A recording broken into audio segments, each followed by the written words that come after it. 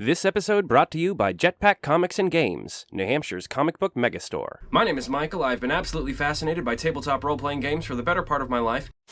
The government does not want you to see this. Look to the skies. Follow the money. Everything is connected. We are not safe. We are not alone. And welcome to Roll With Me.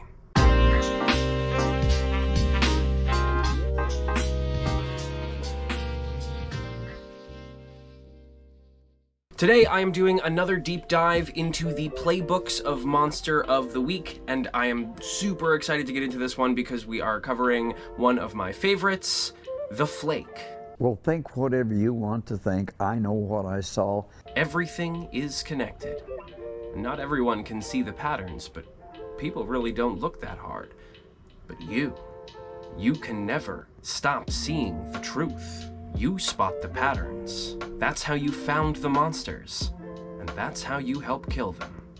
Now, I absolutely adore the premise of the Flake. So much like the mundane, you don't have any superpowers. There is no magic, no prophecy, nothing super special about the Flake. But what they do have is an extremely powerful conviction and a fanatical devotion to finding the truth about the paranormal and the supernatural.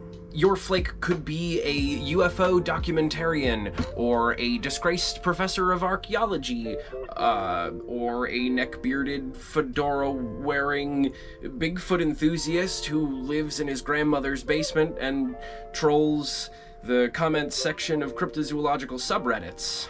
Now, because the Flake is just a mere mortal, they make for a very unlikely action hero, making combat a pretty unattractive prospect for them usually, but this offers them a vital role as the guy in the chair. Guy in the chair. Remember that the Keeper guidelines of Monster of the Week specifically dictate that all situations have danger, that nothing is safe, that anything can happen. And we should also remember that fighting isn't always the best option for everyone. And that's not to say that the Flake can't get physical when they need to. I mean, you can take the sneaky move to deal additional harm when you attack from the shadows or make an ambush, sort of like a first level rogue in Dungeons and Dragons. It's just that typically when you run the Flake playbook, it's the mind you're after, not the muscle. And also, Monster of the Week is not D&D. The Flake serves best as an investigator and an analyst. Because you're a fairly normal human, you can mostly blend in with society. In fact, you can be pretty good with people, just not using your charm, using your wits. You can tell when people are lying. You can be convincing to the normies just by using reason and logic rather than charm. Or you can act so crazy that people just leave you alone and dismiss you entirely. There is no Pepe Sylvia. The man does not exist, okay? So I decided, oh shit, buddy, I gotta dig a little deeper. There's no Pepe Sylvia, you gotta be kidding me! I got boxes full of Pepe! That is a real move. It is called Often Overlooked, and it is awesome. Now, from the Keeper's point of view, the Flake can be a very powerful plot hook. A paranoid thirst for knowledge can be a very dangerous thing if left unchecked. Scattering random bits of information or red herrings among the vital, important information and clues pertaining to a mystery can lead your Flake into a spiral of trying to connect all of the dots and leaving them with a remainder of several working theories or no conclusion at all.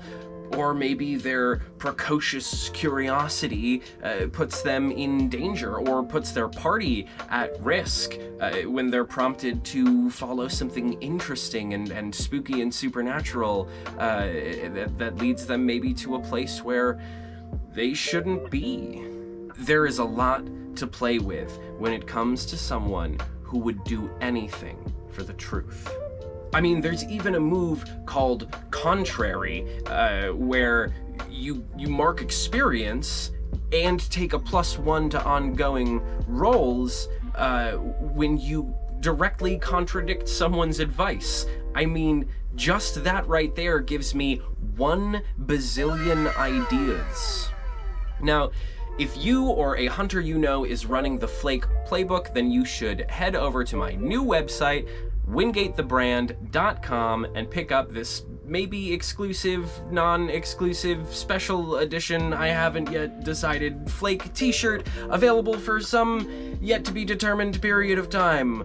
Also, my Monster of the Week campaign setting, Raven Creek, is available for free on my Patreon at patreon.com/MichaelWingate.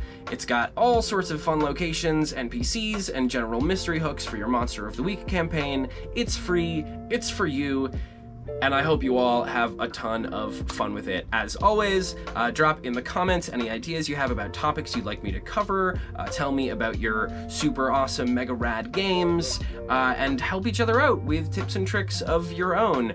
I gotta say, I have been so grateful about how, for how overwhelmingly positive and kind you all have been so far. This has been a really lovely journey so far, and I'm very excited to continue it. And thank you all so much for your support. And I think that's it.